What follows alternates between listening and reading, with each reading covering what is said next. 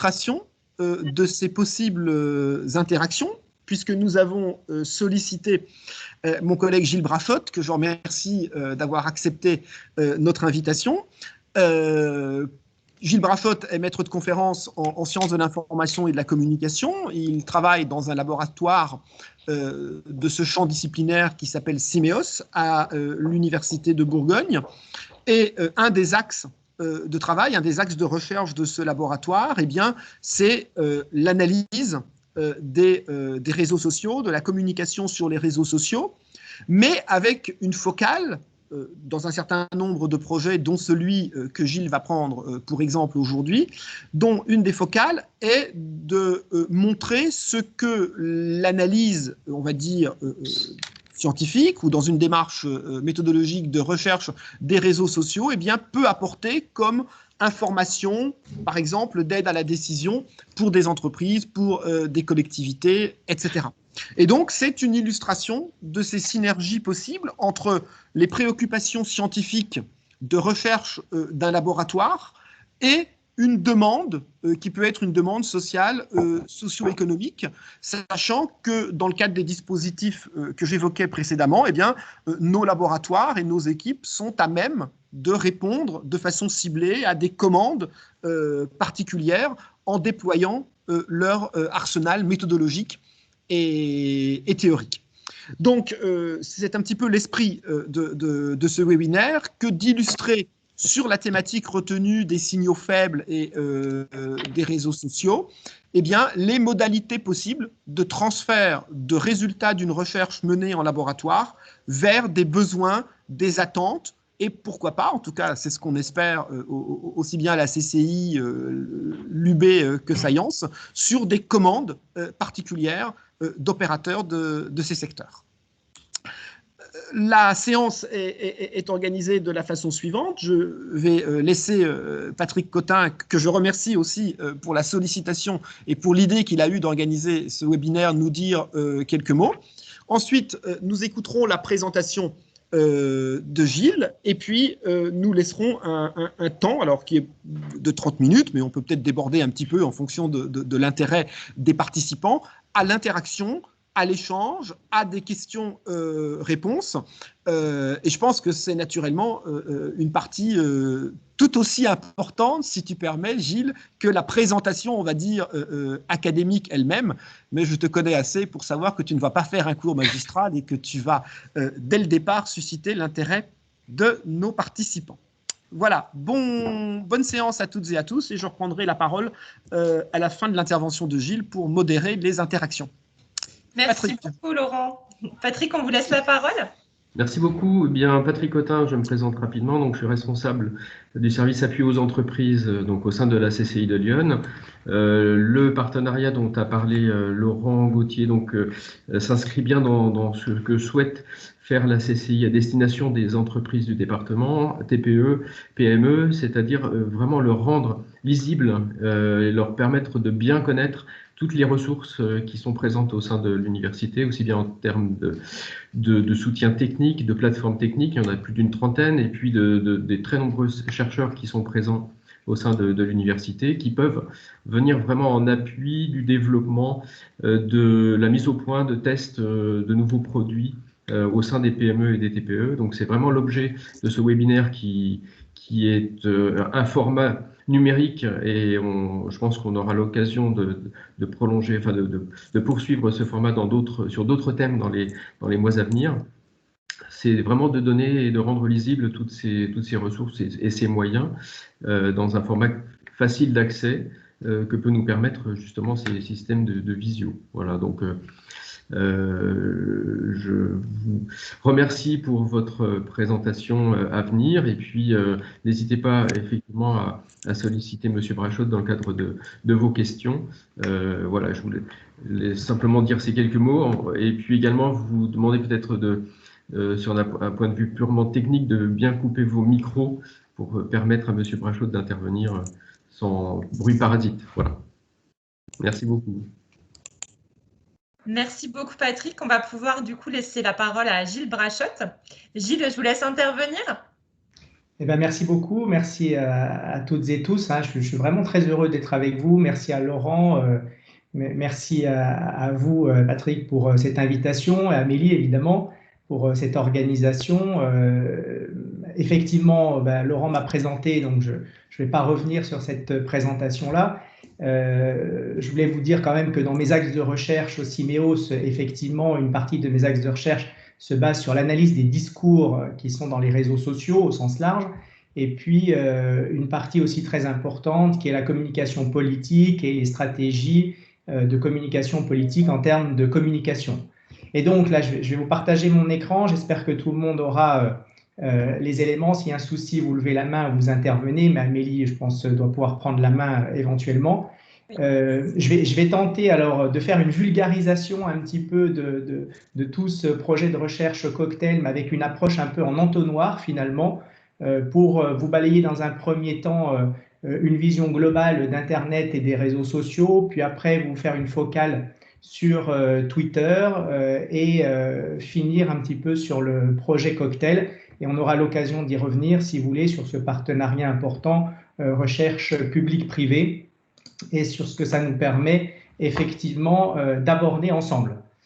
Voilà, donc normalement, vous pouvez voir mon écran encore. Il a été, vous l'avez shooté. Hop, je vais le repartager. Voilà. Normalement, ça fonctionne. Ça fonctionne pour tout le monde. Oui. Donc,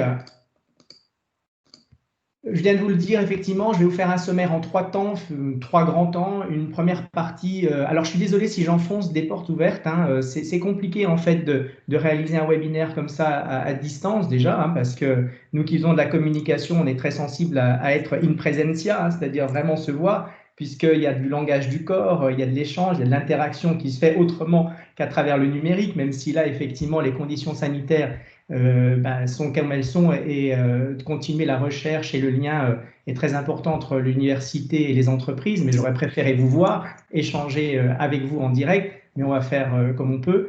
Donc finalement, j'ai construit cette communication en me disant, mais qu'est-ce qui peut intéresser les partenaires qui vont être en face de nous, en mettant déjà, comme je vous l'ai dit, ce panorama prioritaire sur les réseaux sociaux et Internet. Regardez vraiment les enjeux stratégiques de Twitter. Et après, vous évoquez le projet cocktail et ce qu'on définit, nous, à l'intérieur, le signal faible, c'est-à-dire cette détection de signaux faibles qui sont des enjeux très stratégiques pour anticiper des stratégies de communication au sens large. Globalement, si on vient sur l'usage d'Internet dans le monde, je voudrais quand même donner ces quelques chiffres, hein, parce que ça reste toujours des chiffres assez impressionnants à l'échelle de la France et des fois à l'échelle de nos territoires. Vous avez quand même en 2019 4,39 milliards de personnes qui sont connectées entre elles, soit globalement une augmentation de 9% entre 2018 et 2019, et ce qui représente quand même, pour avoir quelques données, 11 nouveaux utilisateurs par seconde dans le monde.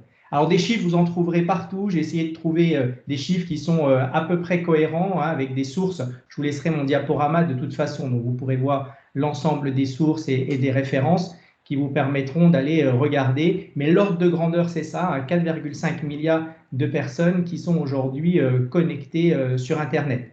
Dans ces 4,5 milliards, vous avez en moyenne 3,8 milliards de personnes qui utilisent les réseaux sociaux. Donc vous voyez que la part des réseaux sociaux sur l'usage, hein, ce qu'on va appeler la logique d'usage des internautes, elle est très importante, et ça représente environ la moitié de la population mondiale. Donc une cible et des clients potentiels non négligeables pour les entreprises. Vous le savez bien, être en dehors, à la marge des réseaux sociaux dans notre société actuelle, c'est quasiment mission impossible pour assurer une économie viable. Donc faire du mix économique entre le numérique et j'allais dire le réel, hein, la présence sur les territoires, c'est vraiment quelque chose de fondamental pour les entreprises, et comprendre ce qui se situe à l'intérieur des réseaux sociaux et voir les capacités qu'ont les réseaux sociaux à être des leviers économiques, eh bien effectivement, c'est tout l'enjeu de nos recherches et tout l'enjeu des partenariats publics-privés que l'on peut mener. Alors là aussi, hein, c'est 9% de plus entre 2019 et 2020 d'usagers des réseaux sociaux et vous verrez avec à peu près tout le panel des réseaux sociaux actuels que vous connaissez qui sont utilisés. En revanche, il ne faut pas l'oublier, et dans nos territoires, on doit y penser, vous avez quand même encore 40% de la population mondiale qui est non connectée. Et majoritairement, se trouve cette non-connexion dans les pays, on va dire, en voie de développement, que peuvent être l'Asie du Sud, d'un point de vue économique, ou l'Afrique. Et puis, il existe toujours des disparités sociales aussi très importantes, puisque 45% des femmes seulement sont des socionautes. Et les Nations Unies expliquaient aussi que cette déconnexion finalement des femmes était en majeure partie due encore à des rites culturels. Et vraiment, ça c'est aussi très important dans l'analyse que l'on fait des réseaux sociaux et de leur usage et de leur spécificité. C'est bien comprendre que finalement l'usage que vous allez observer en France n'est peut-être pas celui qu'on observe aux États-Unis, ni celui qu'on peut observer en Afrique, en Asie, ou éventuellement en Angleterre, par exemple. Et ça, on l'a montré à multiples reprises, surtout en communication politique, où vous avez des usages très différenciés. Je ne ferai pas état de l'usage que fait Donald Trump de Twitter, mais on pourra y revenir si vous le souhaitez. Si on regarde la connexion moyenne des internautes, ça représente quand même 100 jours par an, soit environ 6h43 de connexion permanente. Alors lorsqu'on parle, vous voyez, de connexion permanente aujourd'hui, vous le savez bien, on est tous derrière nos écrans, on est derrière nos smartphones et on est ces générations de connectés permanents et que le plus dur à gérer, ça reste la déconnexion et c'est plus la connexion. Alors, les réseaux sociaux dans le monde, je vous montre ici, là encore, des grands chiffres, mais surtout ce qui est intéressant à observer, c'est le classement de ces réseaux sociaux qui sont très disparates avec chacun leur spécificité. Bon, vous les connaissez tous, de Facebook à LinkedIn. Important à constater, c'est l'arrivée massive quand même de TikTok, ce réseau social très tourné vers les jeunes, les parodies, la danse, etc., que vous voyez apparaître maintenant comme le 4e réseau en tant que million d'utilisateurs actifs mensuels dans le monde.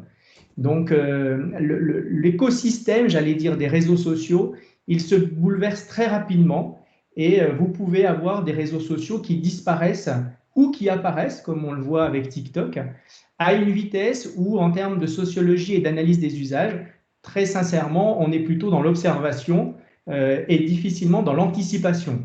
Alors, en fait, ce qu'on va essayer de faire à travers les études et les recherches, c'est de se positionner maintenant plus en observation, mais vraiment se positionner en anticipant ce qui peut se produire sur ces réseaux sociaux. Et c'est le vrai défi, j'allais dire, de l'analyse des réseaux sociaux et des discours qui circulent dans ces réseaux pour les entreprises, pour la politique aussi, c'est de pouvoir gérer justement cette anticipation. Alors, quand on continue un petit peu cette focale, et en particulier sur les spécificités des réseaux, je vous l'ai dit, chaque réseau social a une spécificité, mais ce qui est encore plus intéressant à observer, c'est la part des tranches d'âge par réseau social. Et là, vraiment, on retrouve des tranches d'âge et donc des cibles potentielles qui sont bien identifiables.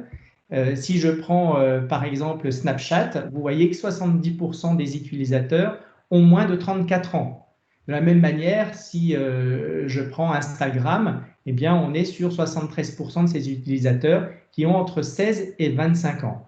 Donc, on se rend compte déjà, premier point fondamental, que vous allez avoir des cibles identifiables, des tranches d'âge identifiables en fonction des réseaux et évidemment, derrière, en fonction de la potentialité des réseaux. Donc, l'usage qui est fait, elle est bien en fonction de la logique d'usage, des fonctionnalités mises à disposition et donc de l'appropriation sociale du dispositif par le citoyen au sens large. Si maintenant on se demande finalement quel réseau social et pour quel usage.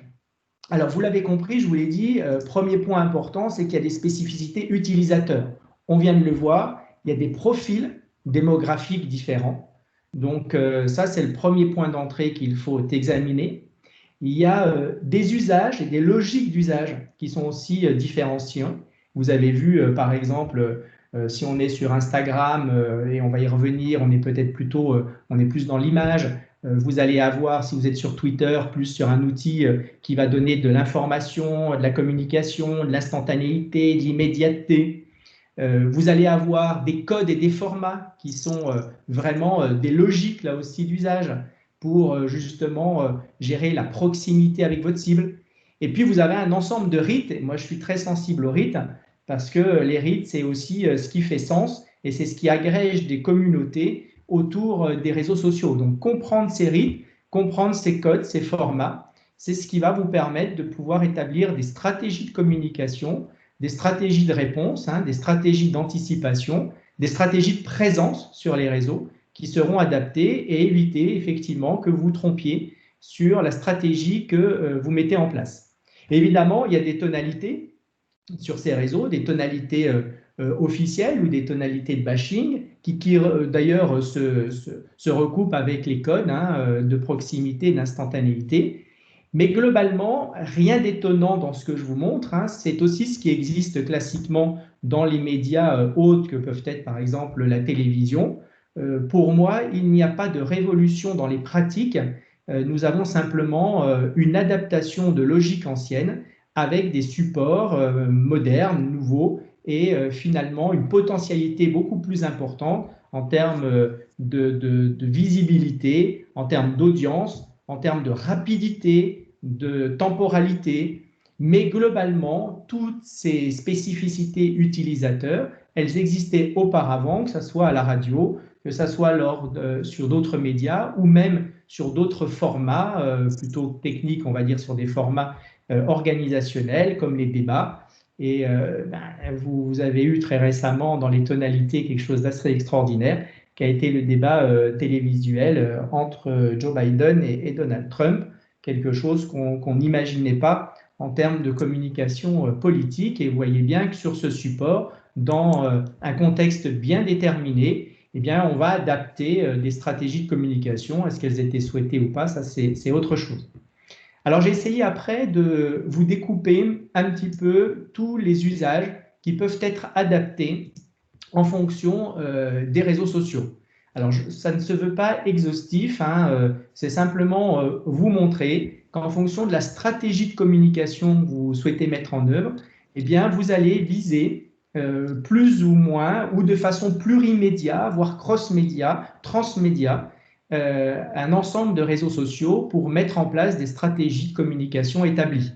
Donc, par exemple, bien souvent, vous le savez, on utilise Facebook pour fédérer des communautés à travers des intérêts partagés, des sujets d'actualité partagés. Donc, c'est vraiment quelque chose qui est plus orienté vers le ciblage de l'information. De la même manière, ça va permettre de faire de la publication de contenu éditorial. On sera plutôt sur Snapchat pour rajeunir son image, pour partager ou créer un contenu plutôt créatif, viral. Et puis, je vous ai parlé de Twitter, je ne vais pas tout vous lister, mais on va surtout revenir après sur Twitter et puis sur le projet Cocktail.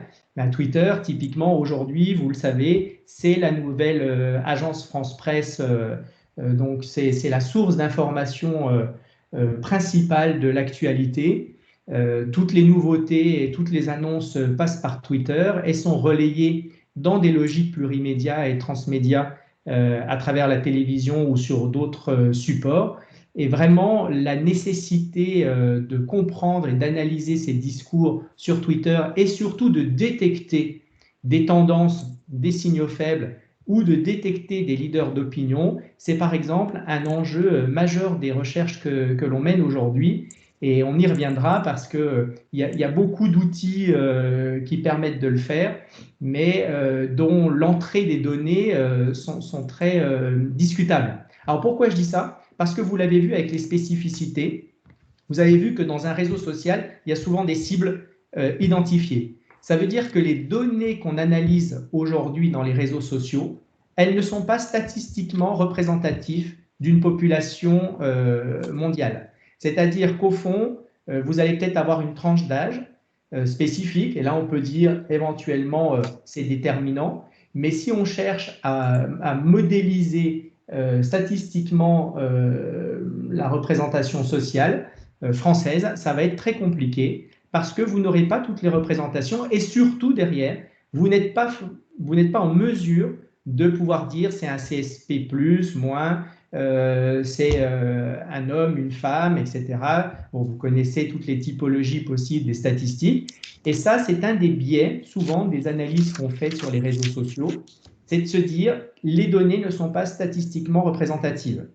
Alors après, on peut se dire que finalement, quand vous captez des millions de tweets, probablement que vous avez une représentativité.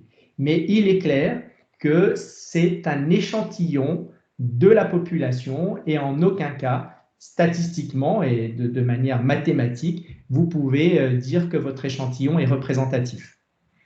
Voilà, vous connaissez aussi d'autres réseaux qu'on utilise facilement, hein, comme LinkedIn, ce réseau B2B, le réseau de mise en lien surtout professionnel. Et c'est pour ça que précédemment, dans la diapo, vous avez vu qu'il arrivait plutôt en fin des usages, en particulier en France. Hein. C'est un réseau vraiment pro.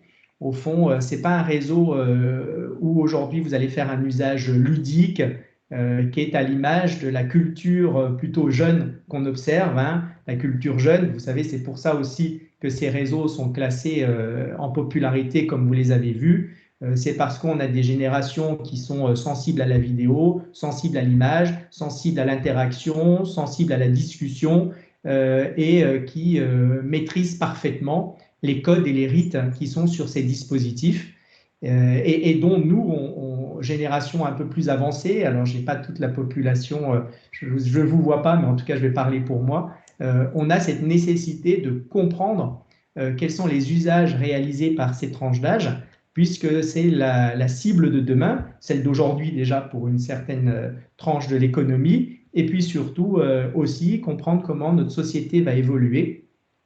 Et je ne vous cache pas qu'on est souvent a posteriori, parce qu'on est surpris des détournements d'usage qui sont effectués à travers des dispositifs sociotechniques hein, que sont les réseaux sociaux. Si vous avez besoin de quelque chose, posez une question, n'hésitez pas, je crois que ça peut être aussi interactif à ce moment-là. Vous pouvez lever la main et puis prendre le micro. Hein. Je peux tout à fait arrêter et répondre. Hein. Parce que de faire un monologue, j'avoue que ce n'est pas mon habitude, donc ça me pose un problème aussi d'interaction. Donc n'hésitez pas si quelque chose vous perturbe ou si vous voulez des informations complémentaires, voire même si vous voulez apporter des informations complémentaires ou des contradictions, n'hésitez pas, c'est ce qui enrichit ce webinaire. Alors, pour continuer, finalement, la question qu'on s'est posée, nous, dans les recherches, c'était de se dire quel est le réseau social le plus adapté pour informer rapidement l'internaute. Et on s'est basé sur plusieurs analyses. Et vous voyez que là, encore une fois, on retrouve un réseau social, un usage et une cible, une population. Et on voit que chez les jeunes de 18-30 ans, le réseau social, je dirais, le plus adapté à cette information en temps réel, c'est Twitter, suivi de Facebook. Mais moi, je vais m'attacher à regarder Twitter, parce que Twitter a énormément d'avantages aussi dans la capacité de traitement informatique que l'on peut avoir derrière, puisqu'il y a des codes, que sont les hashtags ou les mentions, qui sont facilement repérables. Il y a des liens, il y a aussi des profils. Donc, on peut décoder un ensemble d'informations informatiquement et faire du traitement de masse par la suite. Donc, si on se centre sur l'information en elle-même, quel est le pouvoir finalement et quel est l'outil qui a le plus de pouvoir pour vous informer pour les jeunes? C'est Twitter. Et le projet de recherche, il est aussi parti de là, c'est-à-dire à un moment donné, on s'est dit quel est le réseau social qui a le plus d'interactivité, qui a le plus d'instantanéité et qui a le plus de proximité au niveau de l'information et de l'usager. Et de manière unanime entre chercheurs et confrontés aussi aux résultats de différentes enquêtes, on s'est dit finalement, allons sur Twitter, n'oublions pas les autres, c'est-à-dire les autres que sont Facebook, que sont Instagram, que sont éventuellement Pinterest, Snapchat, WhatsApp, que je n'ai pas cité là par exemple. ne les oublions pas dans des logiques de complétude de nos analyses, mais dans un premier temps, essayons de voir, parce que c'est ce qui nous intéressait, ce qui circule sur Twitter et qui peut être annonciateur d'événements, qui peut être annonciateur de stratégies de filière, qui peut être annonciateur de stratégies d'anticipation, voire de riposte à des communications erronées ou des communications produits. Alors, si on regarde justement ces enjeux stratégiques sur Twitter, à quoi ça peut vous servir? Eh bien, typiquement, premier point important, c'est de pouvoir gérer votre relation client. Gérer la relation client en mode réactif, c'est-à-dire en pouvant répondre aux messages directs qu'on observe, en détectant un ensemble de mentions directes ou indirectes, et puis en vous alertant sur des mots-clés sensibles. Donc, vous voyez tout de suite la difficulté peut-être de réaliser ça, c'est qu'au fond, soit vous avez des personnes qui passent leur temps derrière Twitter et puis qui essayent de décoder avec un flot d'informations et une volumétrie informationnelle qui est tellement importante que vous risquez de passer à côté d'informations sensibles et pertinentes, soit vous mettez en place des dispositifs informatiques qui vont venir vous révéler des éléments et qui vont vous permettre de répondre. Alors, quand c'est des messages directs, ça c'est facile, mais c'est surtout quand vous êtes cité hors mention et que c'est dans un texte, qu'il n'y a pas de hashtag, qu'il n'y a pas de mention à proprement parler, eh bien, comment être réactif par rapport au client qui va citer ma marque, mon produit et éventuellement avoir des sensibilités communicationnelles sur le produit qu'il est en train de consommer, par exemple. Évidemment, l'intérêt aussi de cette relation client et de cette détection, j'allais dire au sens large, c'est d'être proactif. C'est-à-dire, là encore une fois, le mot-clé, je crois que c'est l'anticipation. Aujourd'hui, l'intérêt industriel, c'est d'anticiper. C'est de pas être dans le passif, mais c'est bien être dans l'avenir, de voir les évolutions, de comprendre la société, le social, et de pouvoir avoir des stratégies moyen terme, alors court terme quand on est dans des réponses comme ça directes, moyen terme quand on commence à avoir des stratégies de lancement de produits ou autres, et puis peut-être long terme quand on doit aussi faire des changements industriels, de la stratégie industrielle. Et ce mode proactif, eh bien l'idée, c'est qu'on soit en mesure d'identifier toutes les typologies de retours possibles pour justement vous donner des réponses spécifiques qui vont vous permettre de gérer votre stratégie de communication. Vous voyez bien que le prisme là de mon analyse, il est communicationnel. C'est le défaut de l'enseignant-chercheur en communication. Il va tenter de voir comment les outils aujourd'hui peuvent l'aider à répondre à des stratégies de communication. Donc, on vient de le voir, gérer la communication et la relation client. On peut, et je vous l'ai dit en filigrane depuis tout à l'heure, gérer et anticiper une situation de crise. Et ça, vraiment en définissant des alertes sur des mots-clés, sur des sujets très sensibles que vous connaissez d'actualité. Et c'est là aussi que le projet, par exemple, Cocktail, j'y reviendrai tout à l'heure, est fondamental. Ça ne peut pas être uniquement une technique qui va vous sortir des mots-clés. Il y a forcément derrière une connaissance du domaine que vous devez alimenter dans l'esprit d'une intelligence artificielle. C'est vraiment se dire, on a des algorithmes, ils sont capables de nous sortir des choses, mais ces algorithmes, il faut que l'humain les alimente pour justement que la pertinence du résultat soit présente en fonction du domaine et contextualiser ce qui se produit aujourd'hui sur ce que vous connaissez, sur votre champ disciplinaire ou votre champ économique. Donc, comment on peut anticiper et gérer une crise? Eh bien, nous, on va aller regarder des pics de volume de mentions, par exemple sur des thématiques clés. Vraiment, là, on est dans de la volumétrie. On n'est pas, on a défini un sujet et puis on va suivre ce sujet et on va avoir des signaux d'alerte qui vont nous dire, là, c'est en train de prendre corps. Vous avez des volumes de mentions qui sont importants. Préparez-vous, il va y avoir quelque chose à gérer. Donc ça, c'est surtout quand on a des thématiques qui sont au départ faibles quantitativement, mais qui sont très récurrentes. Donc sur lesquelles finalement, on voit qu'il n'y a pas vraiment du volume important mais globalement quand même, ça cause énormément. Il y a quand même du bruit, même si ce n'est pas un bruit fort, j'allais dire, au niveau du discours circulant. Ensuite, on va pouvoir détecter des mots-clés sensibles et on va les associer à votre organisation, à la marque que vous avez. Et puis surtout, et c'est tout l'enjeu des recherches que nous menons, c'est d'être capable de détecter et d'analyser des signaux faibles.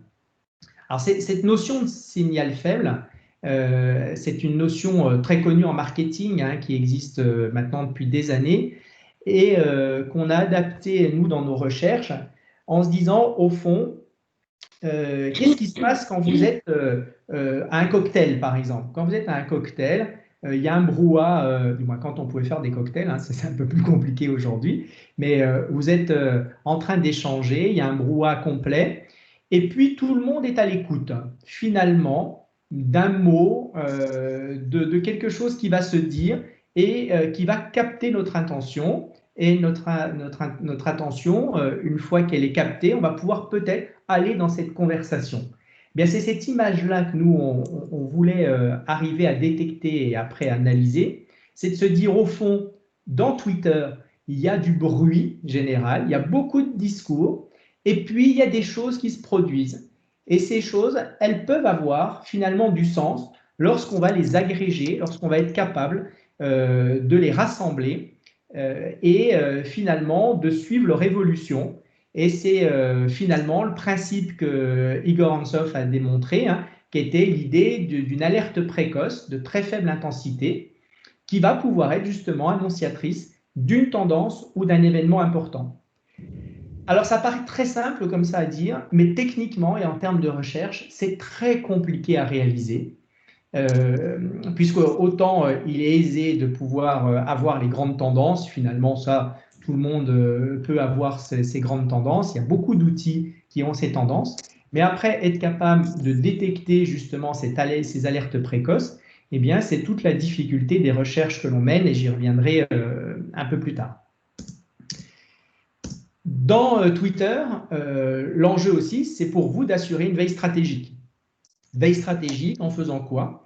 Eh bien, en analysant tous les discours qui circulent dans les communautés, y compris par sous-thématique, c'est-à-dire pas voir simplement, alors on est en Bourgogne-Franche-Comté, je vais dire le domaine alimentaire, mais on peut voir le domaine alimentaire, après on peut voir le domaine viticole, après on peut voir une partie des domaines bien spécifiques, les vins rouges, les vins blancs, je ne sais pas, voilà. On peut découper vraiment et aller encore dans un entonnoir et dans une précision redoutable dans les thématiques pour justement mettre en exergue tous les discours qui circulent, eh bien, en suivant de manière précise votre e-réputation, en regardant des retombées de campagne ou de produits que vous venez lancer. Et puis, c'est ce que je viens de vous évoquer, en suivant des indicateurs clés sur un sujet, des tonalités, des temporalités ou ce que je vais appeler des parts de voix, c'est-à-dire finalement des parts de discours au sein du réseau Twitter.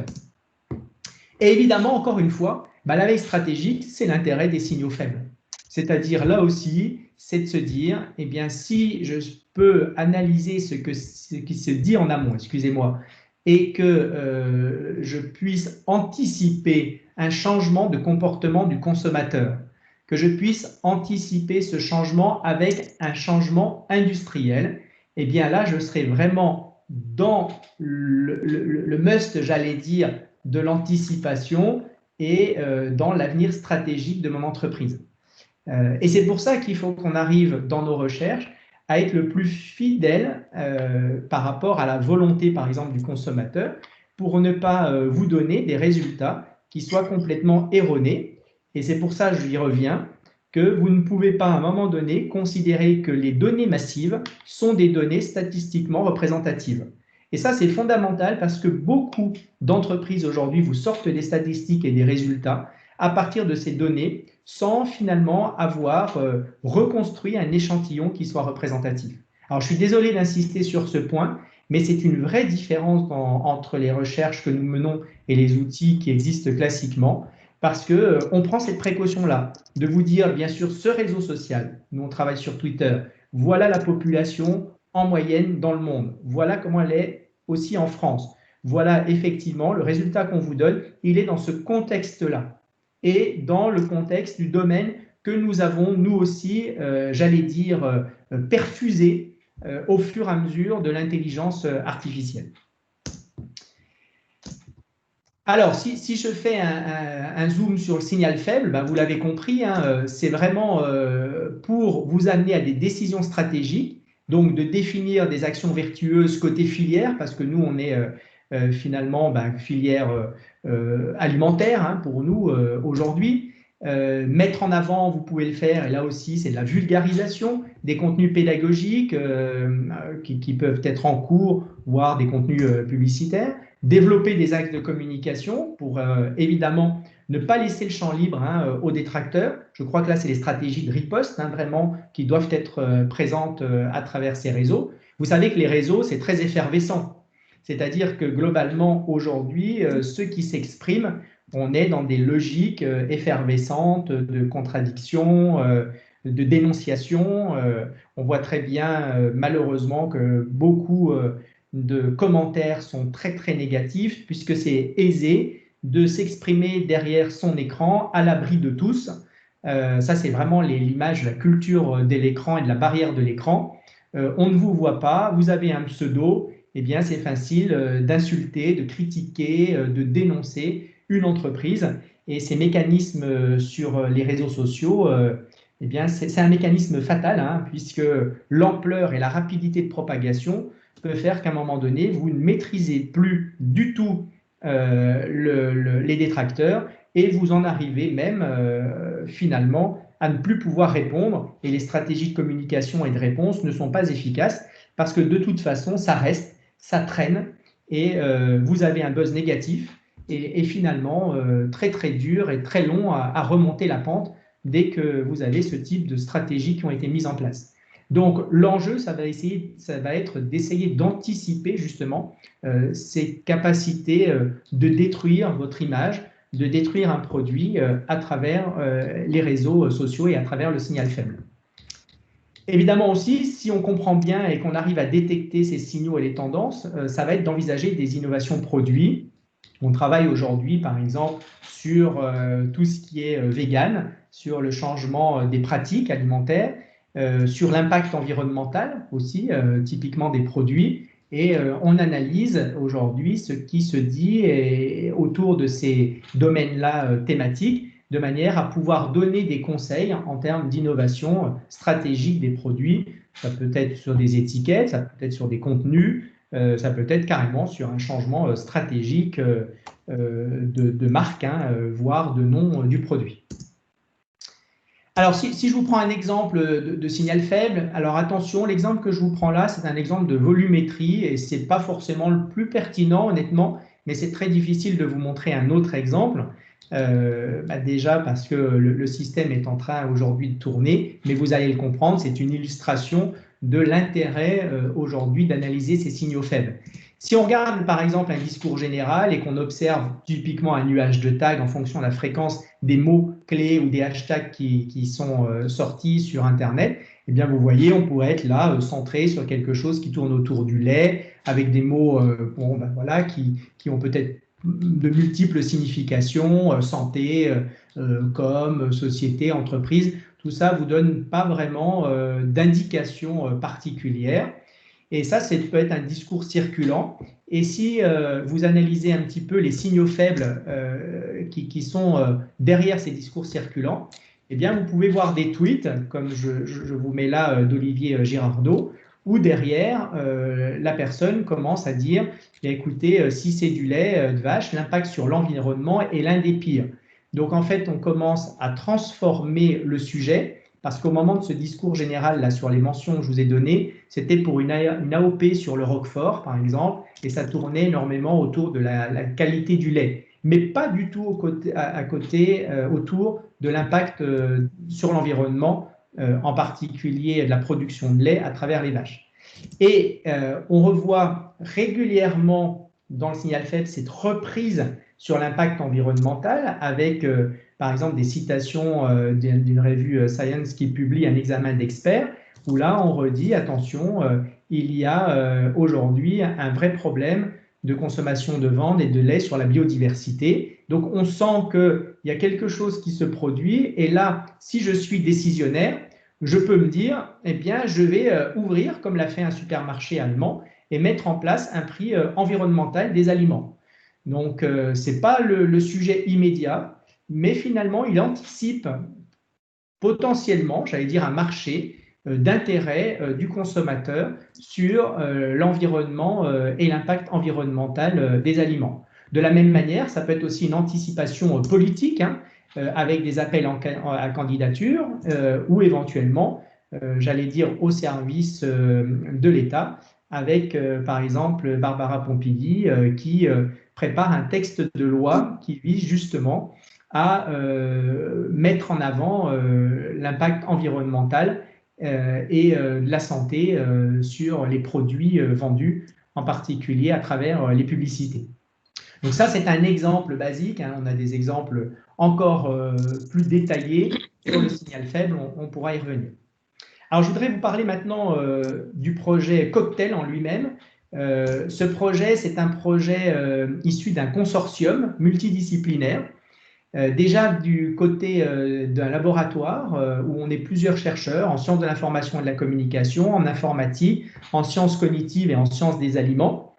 Parce que dès que vous abordez les discours, dès que vous abordez les réseaux sociaux, vous ne pouvez pas faire une approche monolithique. C'est forcément une approche pluridisciplinaire et interdisciplinaire pour pouvoir construire le résultat d'une recherche et finalement construire un produit comme on va essayer de le faire. Et surtout, là, l'intérêt aussi de ce partenariat, c'est que c'est un partenariat public-privé. Et on s'est associé à 2 entreprises du domaine informatique, que sont Atoll Conseil et Développement, qui est une entreprise de services sur Gevrey-Chambertin, Dijon, Paris, Lyon, qui est une des plus grosses aujourd'hui entreprises du numérique en Bourgogne-Franche-Comté. C'est une de nos pépites, hein. Et puis WebDrone, qui est aussi une deuxième pépite sur la Bourgogne, Franche-Comté, qui est une entreprise spécialisée dans le crawling, hein, c'est-à-dire la captation de données sur les réseaux au sens large. Et donc, l'idée, là encore une fois, c'est de rassembler des compétences partagées pour s'associer et faire un produit qui soit à double objectif, objectif scientifique pour nous, c'est-à-dire avancer dans nos recherches et mettre en œuvre des résultats de recherche qui soient appliqués à l'entreprise et à l'industrie. Donc, on est vraiment dans un projet industriel avec l'appui de chercheurs, et ces chercheurs pourront valoriser leurs recherches et les entreprises pourront à terme profiter du travail des chercheurs pour justement valoriser et vendre, et on va le voir après, puisque l'idée quand même derrière ce projet, c'est de réaliser une spin-off et de pouvoir sortir à un moment donné un partenariat complet Université de Bourgogne-Franche-Comté au sens large et entreprise, et tout ça sous l'égide de notre pôle de compétitivité dans le domaine alimentaire qui est Vitagora, que je remercie aussi, puisque ça nous apporte de la connaissance du domaine. Donc, ce qu'il faut voir, c'est que ce consortium, je l'ai conçu dans l'esprit de dire il faut qu'il soit pluridisciplinaire, il faut qu'il soit, je dirais, en apport de compétences bien spécifiques pour chaque acteur, de manière à ce qu'il y ait une richesse du consortium.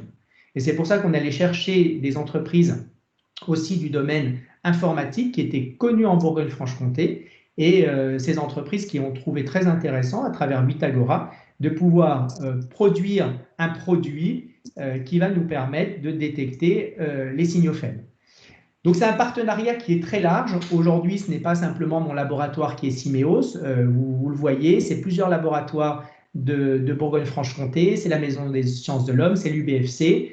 Ce projet a été lauréat d'un appel à projet ISIT, hein, Excellence d'initiative en recherche. Il a aussi été financé par la BPI, le FEDER, et je crois que là aussi c'est important pour les entreprises.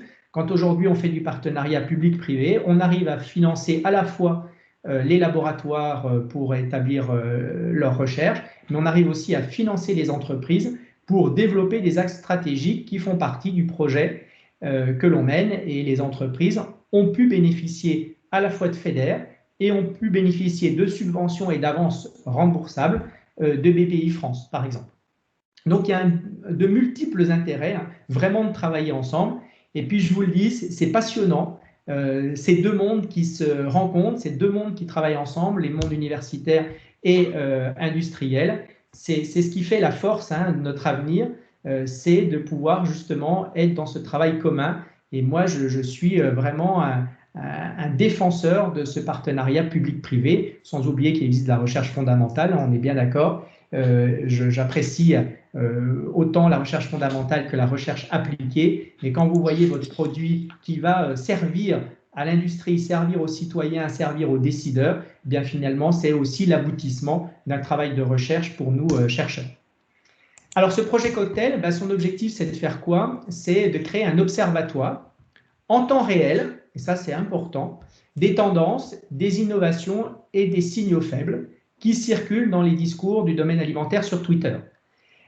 Très honnêtement, aujourd'hui, on ne s'arrête pas au domaine alimentaire puisqu'on avance aussi dans un multi-domaine, j'allais dire, dans le multi-domaine, à travers le domaine de la santé et à travers les domaines politiques. Donc, on teste notre produit pour voir si c'est compatible, les analyses que nous effectuons dans le domaine alimentaire, avec d'autres domaines. Et on voit que ça marche dans le domaine santé, on voit que ça marche dans le domaine de la communication politique, et évidemment, ça marche dans le domaine alimentaire.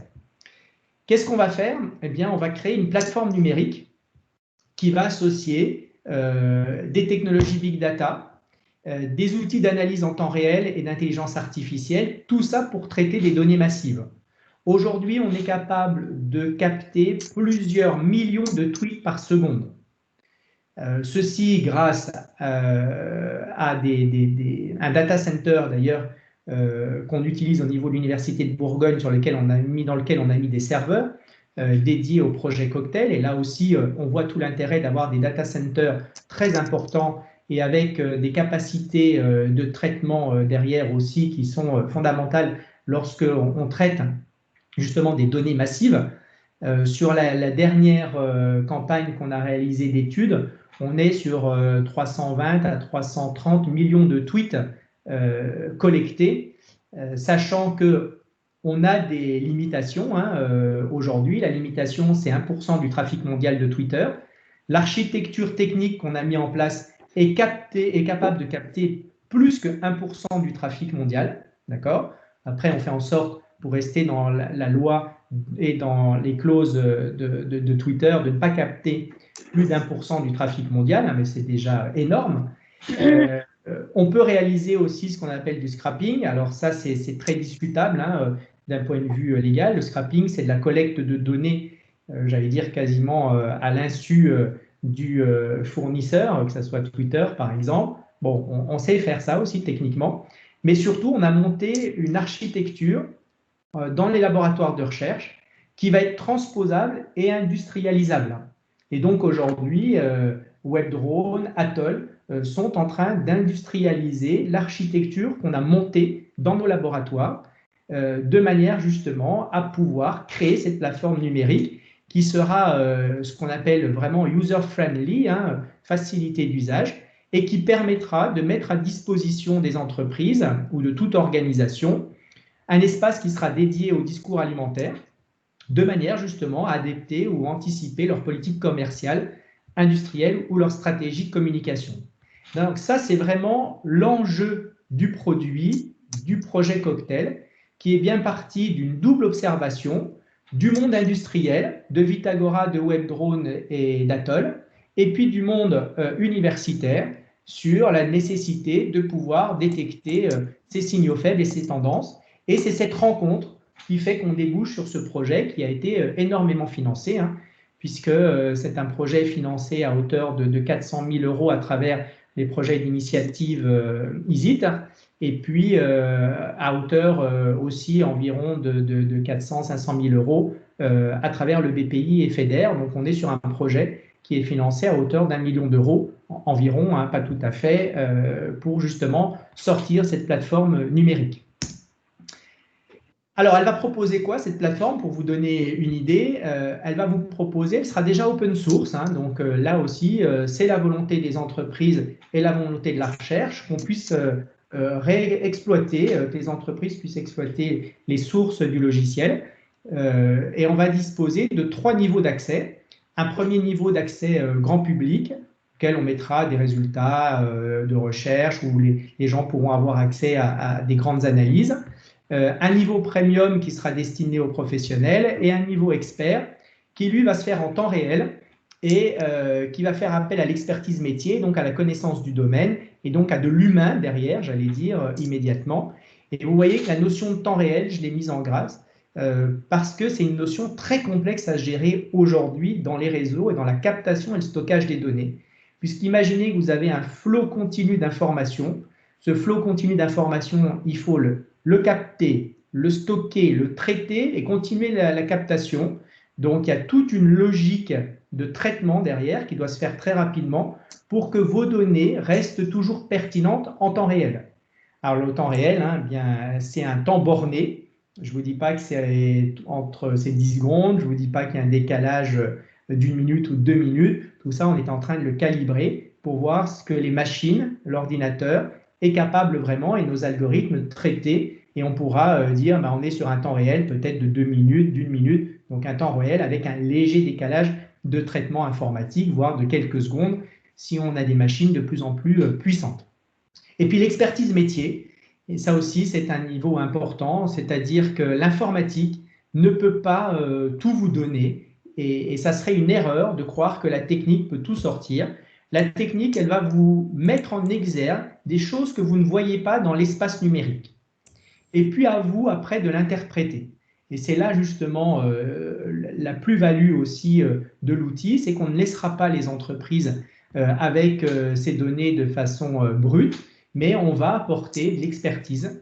Et c'est pour ça qu'on a une association avec des laboratoires spécialisés dans l'alimentation, des gens spécialisés dans la santé, des gens spécialisés dans la communication politique, de manière justement à pouvoir venir contextualiser correctement ce niveau d'analyse qui sera le niveau 3. Alors à titre d'exemple, voilà, je vous ai mis quelques fonctionnalités, hein, c'est pas exhaustif encore une fois, qui vont être développées dans le projet Cocktail. Bon, sur la partie grand public, je vais un peu l'oublier, mais si on regarde les niveaux 2 et les niveaux 3, eh bien, on va être capable de vous donner en niveau 2 à pré-abonnement, hein, puisque c'est la logique économique aussi qui est derrière et qui est proposée. C'est que vous allez pouvoir identifier des communautés, des influenceurs, voir quels sont les robots, puisqu'on a beaucoup de faux, j'allais dire, sur Twitter. Et essayer de comprendre aussi les mécanismes de viralité, hein, qu'est-ce qui a amené à ce que ce message soit viral pour pouvoir a posteriori essayer de comprendre et ne pas reproduire finalement les erreurs en termes de communication stratégique. Et puis on va pouvoir aussi vous cartographier un ensemble de données. Alors quand je dis on va pouvoir, c'est-à-dire on va vous mettre à disposition ces fonctions, et là comme on est sur un niveau 2 dans lequel les experts n'interviennent pas, il faut que vous ayez en interne des individus, du personnel capable de traiter la donnée, de l'analyser. Et c'est toute la différence avec le niveau 3, où là, on gérera de A à Z l'intégralité des études qui pourraient nous être confiées, et où on va aller dans un niveau supérieur, hein, où on fera vraiment de l'analyse des discours ambiants émergents, donc là où on aura la détection du signal faible, où on pourra potentiellement détecter des scandales ou des événements à venir, où on vous fera une vraie analyse transmédia et plurimédia, et où, je vous l'ai dit en introduction, on pourra aussi cibler en fonction du territoire. Alors, on reste toujours dans un espace francophone, parce que là aussi, les cultures sont différentes, vous l'avez compris, mais on pourrait imaginer qu'est-ce qui se dit en Bourgogne-Franche-Comté autour du vin. Probablement qu'il se dit plus de choses autour du vin en Bourgogne-Franche-Comté il peut se le dire, dans les pays, dans les régions du nord de la France, par exemple, où il n'y a pas de domaine viticole important. Donc, vous le voyez, l'application de ce projet cocktail, ce à quoi on pourra répondre si vous faites appel à nous ou si vous utilisez le produit, eh bien, ça peut viser des entreprises agroalimentaires, des distributions de produits, des organisations institutionnelles, et tout ça pour élaborer des stratégies, anticiper des ripostes et des stratégies, analyser l'impact, vous l'avez vu, et je crois surtout, c'est adapter l'offre industrielle. Ça, c'était une volonté majeure des entreprises, c'est de dire à un moment donné, ce qui serait important, c'est qu'on mette à disposition un ensemble d'informations qui permettent aux entreprises d'anticiper en fonction des discours qui circulent, l'offre industrielle, la transformation industrielle, et finalement prévoir leur avenir et assurer leur pérennité dans ce monde très économiquement en compétition et justement vous permettre d'avoir les données pour vous préparer sur l'avenir. Alors, si je résume un petit peu tout ça, parce que je vois que le temps s'écoule et j'arrive à la fin, l'idée de ce projet et le maître mot, c'est anticiper. Anticiper pour désamorcer des crises, des impacts, etc. Anticiper pour innover. Vous le voyez, en identifiant vraiment ces signaux faibles, ces singularités, ces émergences de tendances, avec un ensemble d'objectifs que vous pourrez revoir, qui sont pour vous d'adapter vos stratégies de communication, de désamorcer des crises, de se placer en amont des tendances, d'enrichir votre réflexion pour construire des messages, et puis évidemment choisir les bons canaux de diffusion, puisqu'on l'a vu, chaque canal a vraiment son choix spécifique de messages à diffuser. Et évidemment, suivre l'impact d'une communication, d'un événement, d'un lancement de produit. Et ça aussi, c'est l'objet du projet qui sera multi-plateforme, puisque vous pourrez l'avoir éventuellement sur effectivement ordinateur, mais sur smartphone, etc. Donc, qui sera intégralement responsive design. Et le premier POC va sortir fin novembre, on va dire, et vous aurez le premier niveau d'accès grand public qui sera mis en œuvre, et donc vous pourrez tester et suivre au long cours le développement de ce produit. Alors, les signaux faibles, c'est quelque chose qui est très intéressant parce que aujourd'hui, j'étais en copil hier, en comité de pilotage du projet, et on a trouvé quelque chose d'assez remarquable. On a effectivement réussi à montrer qu'il existe ce qu'on appelle des graphlets, c'est-à-dire en fait, vous imaginez l'espace de données qui est très abstrait dans Twitter, vous n'arrivez pas à le rendre concret, cet espace de données, mais on est capable de détecter un pic d'événements, on va être capable de détecter des signaux annonciateurs d'un pic d'événements. Et ces signaux, on va les représenter sous forme de graphes, dans un espace très réduit. Je ne sais pas si je suis assez clair, mais ce que je veux dire, c'est que l'espace abstrait, on va le rendre concret à travers des représentations schématiques. Et lorsqu'on retrouve ces schémas, ce qu'on appelle des graphlets, eh bien, on sait qu'il va se produire un pic d'événements. Et donc là, on est dans ce qu'il y a vraiment de plus fort dans la détection des signaux faibles, puisqu'on est vraiment en amont. C'est-à-dire là, on sait qu'il va se produire quelque chose. Alors, on a fait plusieurs tests là, mais je dirais a posteriori. On a pris des événements et puis on a regardé si on retrouvait ces graphlets, ces images. Et on a constaté qu'on retrouvait tout le temps les mêmes images. Alors, avec des significations à chaque fois, mais ça veut dire qu'aujourd'hui, ce qu'on observe a posteriori, on est en train d'essayer de le montrer scientifiquement, c'est qu'il y a une causalité entre les graphlets qu'on a définis dans ce monde concret, j'allais dire, et l'événement qui arrive. Et si scientifiquement on montre ça, eh bien on sera dans une détection importante de signal faible. Et c'est vraiment l'objet aujourd'hui de la recherche sur laquelle on se penche avec nos collègues informaticiens du LIB qui font un travail remarquable sur justement cette captation, ce stockage et cette analyse. Voilà, pour réaliser tout ça, eh bien, je ne suis pas seul, vous avez vu qu'il y a beaucoup de chercheurs et puis d'entreprises avec des personnes mises à disposition. Et puis, on a une équipe qui est complètement dédiée au projet, qui travaille continuellement sur le projet, donc des doctorantes en informatique. Et là aussi, il y a des partenariats possibles, puisqu'on peut faire des tests CIFRE, on peut faire énormément de choses ensemble. que ce soit en informatique ou en sciences de l'information et de la communication, on est capable de trouver des étudiants qui vont travailler sur un sujet qui soit pertinent pour vous et derrière, du coup, de dégager des financements, et comme vous l'avez là, avec un ensemble d'ingénieurs qui travaillent sur la communication et l'analyse des réseaux sociaux.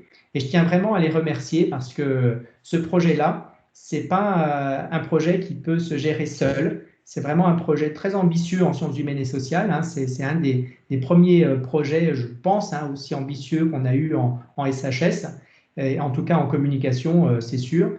Et donc, du coup, cette équipe qui travaille, cette équipe complète qui travaille derrière avec nous, c'est fondamental parce que c'est du temps réel là aussi. C'est-à-dire, c'est cette capacité qu'on a à analyser tout ce qui se passe dans l'environnement, de bien faire de la veille informationnelle pour justement réintégrer à l'intelligence artificielle, à la machine, les données pour que derrière, l'informatique nous sorte des données qui soient visibles et en tout cas réalistes par rapport à l'information qui circule. Voilà, vous pourrez retrouver, si vous allez sur Twitter, vous pouvez nous suivre, il y a un tweet Projet Cocktail et on a un site internet qui est www.projet-cocktail.fr et n'hésitez pas à aller visiter ce site parce qu'il vous annoncera régulièrement la sortie des nouveaux produits et des nouvelles fonctions qu'on va développer. Voilà, je vous remercie infiniment pour votre attention. Je suis à votre disposition pour essayer de compléter. J'espère que cet éclairage vous a été enrichissant. Et puis maintenant, je peux répondre à toutes vos questions et surtout échanger avec vous sur toutes les questions que vous avez. Sachant aussi, je tiens à le préciser, que j'ai été obligé aussi à des moments d'être un peu superficiel, puisqu'on a des clauses de confidentialité, vous l'imaginez bien, et que ces clauses de confidentialité ne me permettent pas de pouvoir détailler le fond technique, par exemple, ou toutes les technologies qu'on met en œuvre pour le produit. Voilà, merci à toutes et à tous pour votre attention et c'est avec grand plaisir que je vais arrêter le diaporama et pouvoir échanger avec vous. Merci bien. Merci beaucoup, Laurent. Merci beaucoup, Gilles. Laurent, est-ce que tu voulais intervenir pour modérer les différentes questions? Ton micro est coupé, je crois. Effectivement, merci. Je remercie Gilles et puis je vais peut-être juste dire deux petits mots pour faire la transition. Gilles l'a bien montré et il a donné beaucoup d'éléments de réponse à une question qui nous est souvent posée, qui est finalement qu'est-ce que le fait de travailler avec un laboratoire de recherche d'un établissement public, d'une université, va apporter de plus qu'avec un cabinet de consulting, avec une entreprise, etc. Et la présentation que tu as faite, Gilles l'a mis remarquablement en évidence, c'est qu'on ne travaille pas qu'avec un laboratoire isolé, on travaille avec tout un écosystème. Et effectivement, la commande qui peut nous être passée, elle devient pour nos équipes un vrai enjeu de recherche et de développement où on va chercher à innover. Donc, on ne va pas juste appliquer une recette toute faite, mais il va y avoir une volonté d'innovation, de co-innovation avec l'entreprise ou avec l'acteur quel qu'il soit. Et l'écosystème, ce sont bien sûr les laboratoires, mais c'est aussi la possibilité, et on l'a vu à la fin quand tu as présenté l'équipe, d'associer nos plateformes techniques, nos plateformes technologiques avec des techniciens dédiés.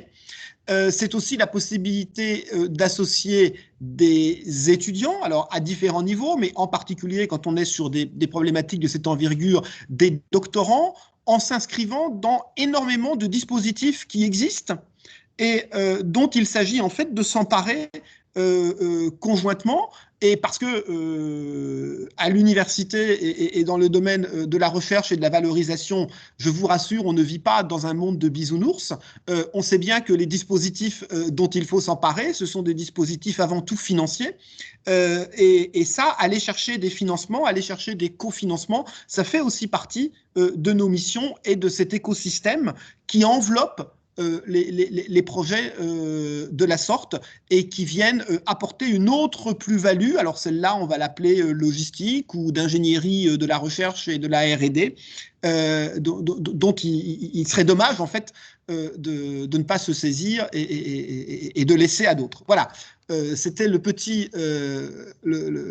quart d'heure, enfin un peu moins, du vice-président valorisation de la recherche. Et maintenant, je laisse la parole à tous les participants pour échanger, soit directement sur le contenu avec Gilles Brachotte, soit avec Gilles, Amélie, Patrick Cotin et moi sur les aspects plus justement. Mais si on veut faire la même chose, comment s'y prend-on? Je pense, Amélie, que tu prends les questions aussi bien par oral que sur le clavier. Bien sûr. Moi, si je peux me permettre pour continuer, Laurent, sur ce que tu as évoqué, ce qui est riche aussi de ce partenariat, c'est quand vous vous présentez en face de financeurs, typiquement, autant pour les entreprises que pour l'université, il y a un vrai consortium et les financeurs en trouvent tout leur intérêt. Et on a vu à chaque fois que l'écoute est complètement différente, puisqu'on arrive, j'allais dire en force, entreprise et université, et on monte un vrai partenariat. Et là, c'est vraiment du gagnant-gagnant, si je le dis tel quel, puisque nous, on arrive finalement à avancer dans nos recherches, à monter des projets de recherche complets, et puis les entreprises ouvrent des nouvelles voies ou confortent des voies industrielles et sont financées. Donc là aussi, est financé des fois par subvention directe, ce qui n'est pas non négligeable, ou alors effectivement sur des avances remboursables de la BPI à taux zéro, ce qui est aussi une aide intéressante pour la trésorerie potentielle. Merci beaucoup Gilles pour ces compléments d'information. Si vous souhaitez prendre la parole, surtout n'hésitez pas. Alors pensez à réactiver vos micros. Et puis, vous pouvez soit prendre la parole directement, soit lever la main grâce au petit onglet qui se situe dans la barre d'état tout en haut de l'écran.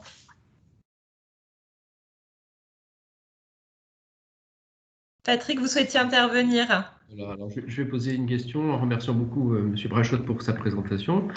Merci pour ces éléments très précis et clairs. Vous avez orienté ce sujet sur les entreprises agroalimentaires. Est-ce que d'autres secteurs d'activité, d'autres filières peuvent également bénéficier de ce type de recherche?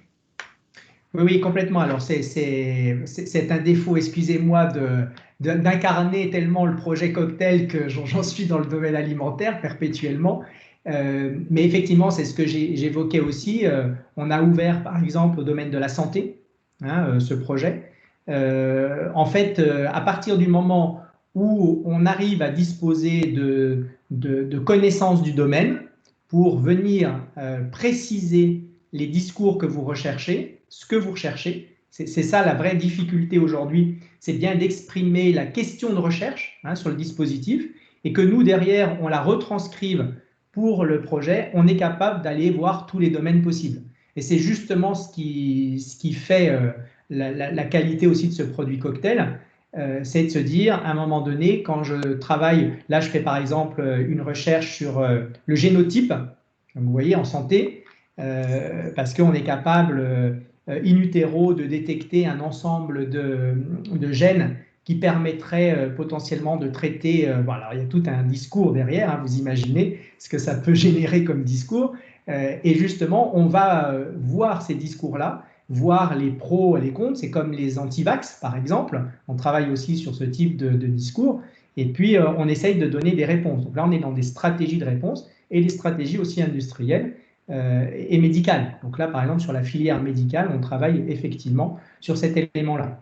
Alors il y a plein de possibilités, on ne peut pas, vous voyez, on aurait pu travailler sur la Covid par exemple, ce qu'on n'a pas fait parce que globalement, il y a beaucoup de choses, il y aurait beaucoup de bruit, bon, et puis on ne peut pas se disperser.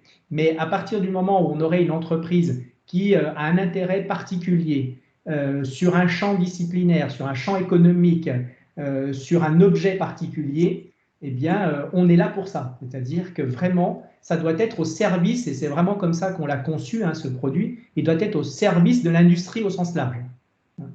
Prioritairement alimentaire parce que c'est notre consortium, mais voilà, c'est ouvert à tous. Donc n'hésitez pas, en résumé, moi, je suis preneur, pour tout vous dire, parce que si vous avez des études de cas qui vous intéressent, surtout dans ces premiers temps là, de recherche, eh bien, n'hésitez pas à me contacter, hein, vous avez mon mail, ou passer par Amélie, voilà, et on peut se retrouver pour essayer de voir si on peut vous monter une petite analyse, une petite étude de cas pour vous montrer ce qu'on est capable de faire. Et puis, ça peut vous faire progresser aussi dans vos propres analyses. Bah, c'est notre enjeu et c'est notre objectif. C'est encore une fois d'être aussi au service des entreprises et de l'industrie. Gilles, est-ce que le document que vous nous avez projeté aujourd'hui est diffusable aux participants aujourd'hui ou pas forcément? Oui, je vous l'envoie par mail. Oui, puis comme ça, on prendra soin de le diffuser aux participants avec les coordonnées du projet Cocktail et puis vos coordonnées également. Tout à fait. Ce que je vais faire, oui, je vous l'envoie dans la foulée. Oui, bien sûr. Et puis, voilà, pas de problème. Bien au contraire. Est-ce que d'autres personnes souhaitent prendre la parole autour du sujet? J'ai Madame Isabelle Cotissoria qui souhaite intervenir. On vous écoute, Isabelle. On t'écoute, pardon. Oui, pas de souci. Merci pour votre présentation, Monsieur Brachot. C'était vraiment des aspects qui m'échappent un peu. Voilà. Donc, je vais présenter rapidement l'entreprise pour laquelle, voilà, que